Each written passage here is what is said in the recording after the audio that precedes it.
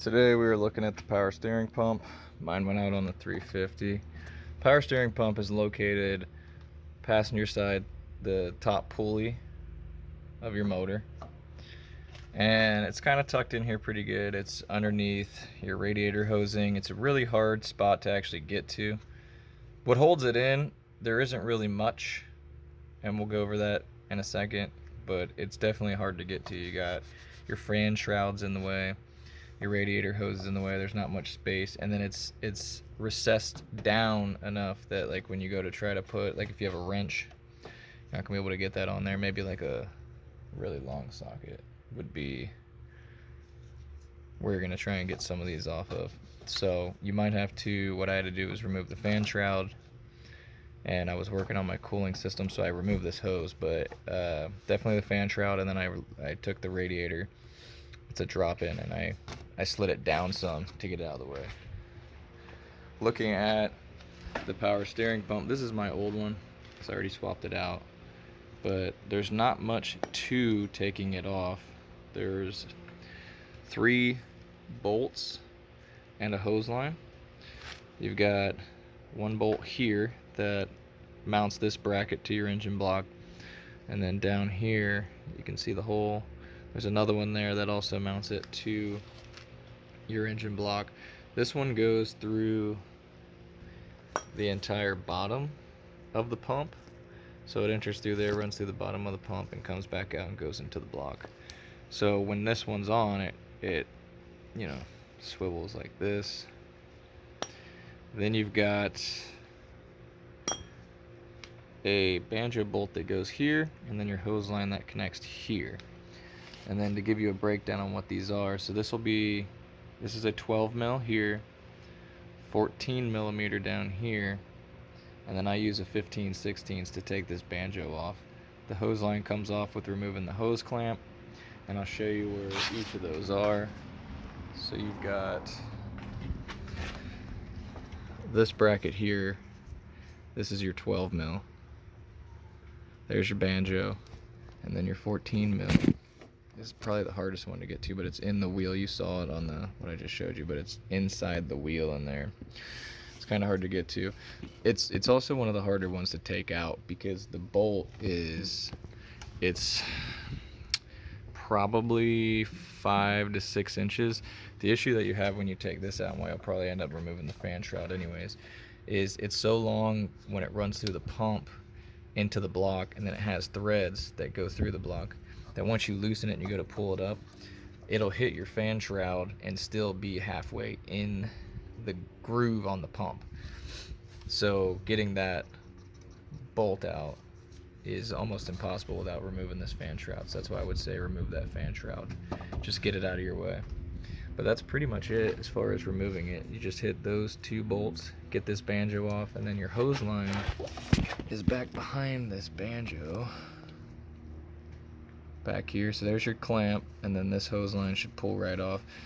This hose line runs down. I believe that goes straight into, yeah, it goes straight into your reservoir here. So the hose line comes down straight into the pump. I believe, does that come off the pump like that? Or does that go? Oh no, you know what that banjo goes to? So the hose goes to your reservoir. This banjo feeds from your power steering cooler, which is underneath all this. Mine's mounted underneath, but that is pretty much it when it comes to taking this off. So not much to it. The other thing that you're going to run into is, so this power steering pump is obviously belt driven, you can see that. It runs off your main drive belt, so your serpentine belt. And what you have to do is you have to loosen that, which isn't difficult. On these VQs, it's actually pretty easy. If you look in your motor, there is a pulley tensioner right here. So here is your power steering. This is your alternator pulley. And then to the right of it, here is a pulley tensioner. It's just a pulley wheel. On the bottom of this, there is a bolt that drives up into this pulley, and what that does is as you tighten or loosen it, it's on a fixed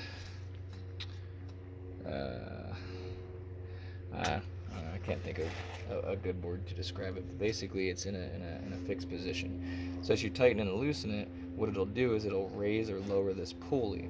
And then if you look at the way the belt is tensioned around all these pulleys, this pulley tensioner being up is pulling this belt tight. When you bring that pulley down, it's going to loosen all of this up, which lets you pull the belt off. So the trick to that is underneath this pulley tensioner, I think it's a 12 mil, I can't remember. It's like a 10 or a 12 mil, but you'll loosen it and it'll drop the pulley. But what you want to do before that is there's a nut on the front side of this, which I think is all 14. It's either a 14 or a 12. I think it's a 14. You'll crack this loose. You don't want to take it off, but you want to just crack it loose because this nut pins the pulley in place and locks it to where it is on the block. When you tighten or loosen the tensioner on the bottom, if this isn't loose, the pulley doesn't want to move. So just crack this loose so it can slide up and down in its fixed groove, and then you'll be able to loosen the tensioner at the bottom.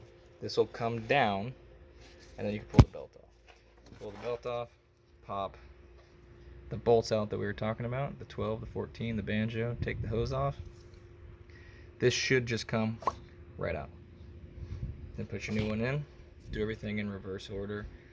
What I would probably do is before you put the pump back in, put your hose on and then tighten in your banjo a little bit, because it does become kind of a pain. It would be a real pain to put that hose back on after the pump's in.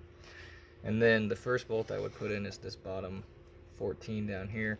Because it runs through the front side of the pump all the way through the pump and then has to line up with a hole on the back, it's a lot easier to be able to move and finesse the pump around and get that to line up on the back side of the block before this bolt is in. Because once this is in, you don't have much room to adjust and wiggle and find lining up the holes on the back side of the block. So my advice would be put this bolt down here in first, then do your 12, and then put your belt back on. And just remember what position your belt's in. If not, you can look up the diagrams, but essentially the drive pulley, it runs around your power steering, around the outside of your alternator, up and over the pulley tensioner, and then down and around the crank pulley or your drive pulley. And then what you'll do is just keep that loose, tighten your pulley back up, it'll tension your belt, and then tighten your pulley bolt back up, or your pulley nut, sorry. Tighten your pulley nut back up, and you should be good to go. Double check your banjo, make sure it's tight, it's not leaking. So you'll want to make sure that's tight and that your hose clamps on and not leaking. Outside of that, that's pretty much all there is to swapping out your power steering pump. So hope that helps anybody that's going to tackle changing out their power steering pump. Good luck working on the VQ motor where there's not enough room to do anything in it. That's going to be the hardest thing that you run into. So hope this helps somebody. If it did, like, subscribe, helps me out, appreciate it.